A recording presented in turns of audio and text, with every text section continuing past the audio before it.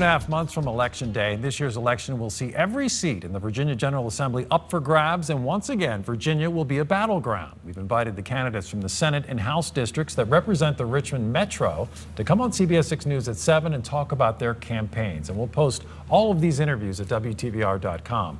Tonight, I'm joined by incumbent Senator Jennifer McClellan, a Democrat running for re-election in the 9th Senate District. Senator, thanks for coming in. Thanks for having me.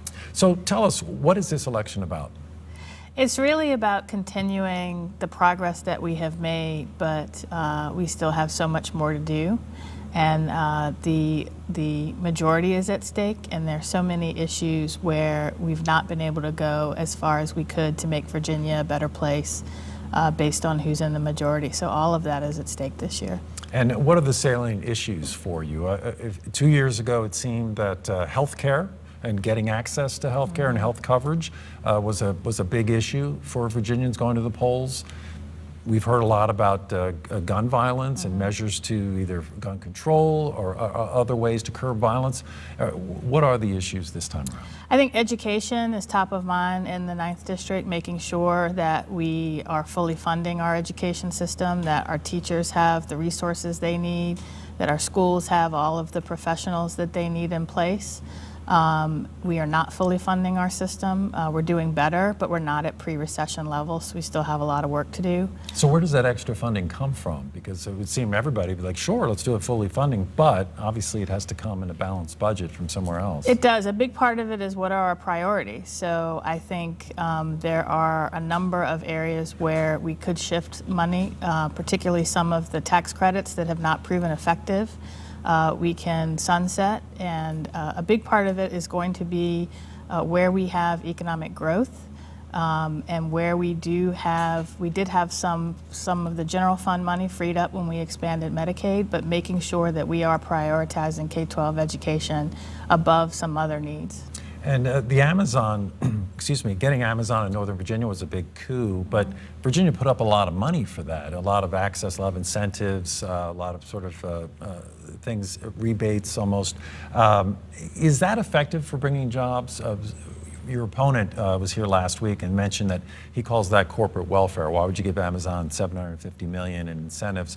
But if they bring a lot of jobs, is it the trade-off, or is the math kind of fuzzy on whether that ultimately pays off? Well, if there are certain benchmarks that they have to meet, and I think we have seen in the past where there was just money given and whether they created those jobs or not. I think there are also some investments that Amazon is putting in, partnerships with higher education, focus on affordable housing.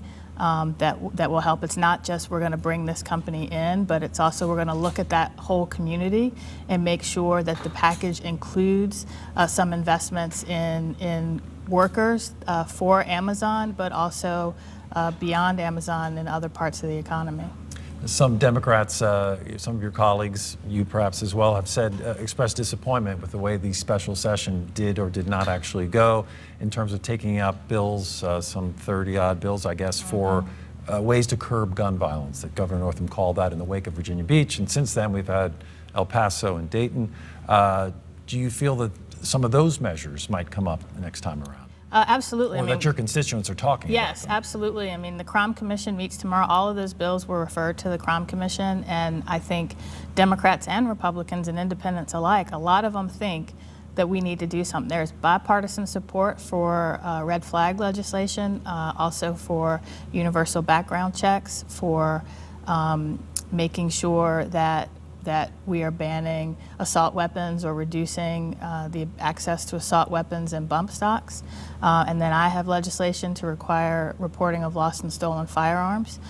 There is bipartisan support for these measures if we can get them to the floor. And finally, one of the other issues that your opponent brought up was legalizing marijuana.